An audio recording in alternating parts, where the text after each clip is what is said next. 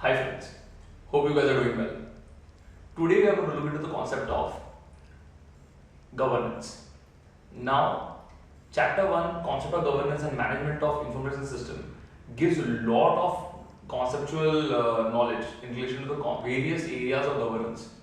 The first topic that I am talking about today will be on governance. Governance, when I tell you that word, what is the first thing that comes to your mind? I'm sure many of you all will be thinking of the word government. That governance is generally done by the government. Then what does the government do? The work of the government is to run the country for its future progress. Similarly, what do you mean by running the country? It means steering a country in a particular direction. So governance means to, please understand this part, governance means to stir. Okay.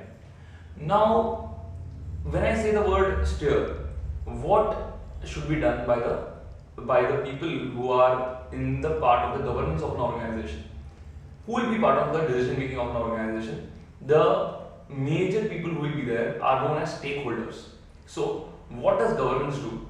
Governance enables multiple stakeholders to meet at one place. Now, in your mind, take the example of the shareholders meeting. Okay. So, what happens in shareholders meeting is the various shareholders, they come in the organization for the meeting and they first of all evaluate the various options.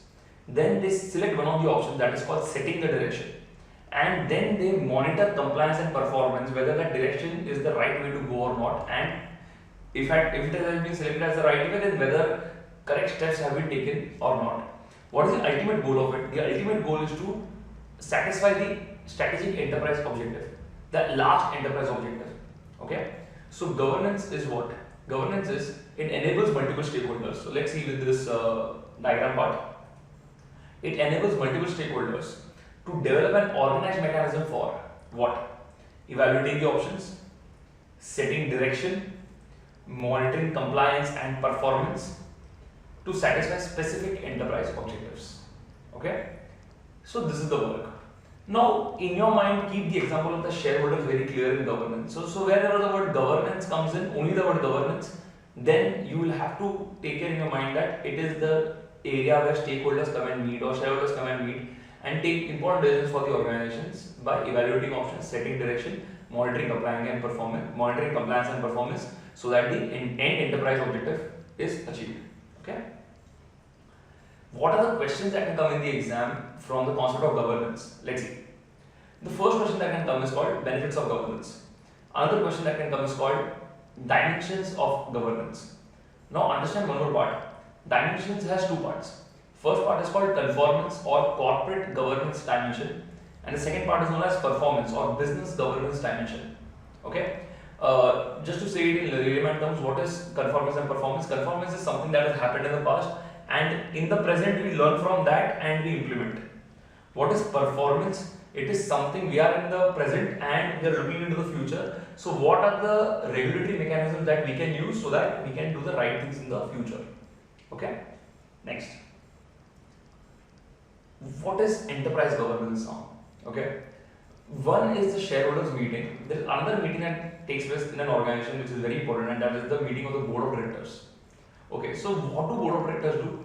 Do they take short-term decisions like what will happen in 2-3 days, or do they take strategic decisions? No, they take decisions which are strategic in nature and which are maybe 3 to 5 years down the line, they will have implications. Okay, so what happens in enterprise governance is you give responsibilities, and those to whom you have given responsibilities, they will be practicing in a certain way.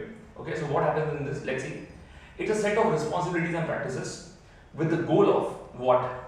First, providing strategic direction. 3 to 4 years, what is going to happen? That is what they are going to decide on. Next, so that the objectives are achieved. Providing strategic direction so that the objectives are achieved. Now, to achieve the objectives, there will be a path that will be drawn. And on that path, there will be two things that the organization has to take care of, or the board of directors have to take care of. First thing is called managing the risks. There will be a lot of obstacles, so they have to manage the risks. And second is the resources have to be used properly. Let's see. Managing risks and by using resources responsibly. Okay. So this is the enterprise governance. So governance was in relation to the shareholders, and enterprise governance is in relation to the board of directors of a company. what are the questions that can come in enterprise governance? There is a very good news for you. There will be no question that can be asked from this concept. Then why did I teach you this concept? This concept is very important because this phrase enterprise governance comes in a lot of areas in your chapter 1.